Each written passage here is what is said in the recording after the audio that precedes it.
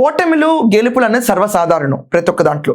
కానీ కాంగ్రెస్లో విచిత్రంగా ఎప్పుడు కాంగ్రెస్ హిస్టరీలో లేనిది ఒక నేత ముందుకొచ్చి నేనే నెక్స్ట్ టైం సీఎం అని చెప్పుకోవడం బహుశా చరిత్రలో ఈ ఐఎన్సి కాంగ్రెస్ చరిత్రలో ఒకే ఒక నేత చేశారు, అది రేవంత్ రెడ్డి.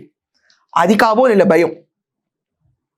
ఇదేమి 5 ఏళ్లే అనుకున్నాం, వచ్చే 5 ఏళ్ళు కూడా రేవంత్ రెడ్డి అని చెప్పి డైరెక్ట్గా నిర్భయంగా రేవంత్ రెడ్డి గారు ప్రెస్ ముందు డైరెక్ట్ సవాల్ చెప్పేశాడు, నెక్స్ట్ టైం నేనే సీఎం అని. అది ఆ బీఆర్ఎస్ పార్టీ నేతని ప్రెస్ దాకా నడిపించింది కాదా. ఇదంతా కాకుండా రేవంత్ రెడ్డి గారు చాలా క్లియర్గా నేను స్టేట్మెంట్స్ కూడా చేశారు. ఏంటంటే కొడుకేమో కుర్చీ కోసం చూస్తున్నాడు, తర్వాత అల్లుడేమో చావు కోరుకుంటున్నాడు.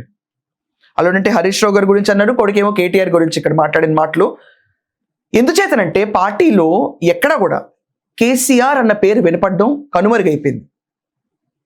ఆయన ఉన్నంత వరకు నేను వెనకమాలే ఉంటాను హరీష్ రావు గారు చెప్తానే ఉన్నారు. అంటే ఆయన లేని తర్వాత అన్న మాట ఏంటని చెప్పి ఇక్కడ రేవంత్ రెడ్డి గారు అన్నారు. వాళ్ళు అన్న వర్డ్స్కి బైలైన్స్ తప్ప ఎక్కడా కూడా ఆయన యాడ్ ఆన్ చేయలేదు. ఇది వాస్తవం.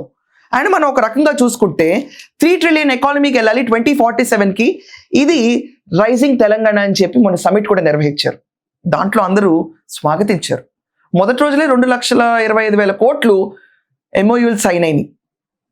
వీళ్ళు జీడిపికి కాంట్రిబ్యూట్ చేస్తూ వీళ్ళు 3 ట్రిలియన్ ఎకానమీ కింద ఎదగాలి తెలంగాణ అని చెప్పి ఒక కలగన్నారు.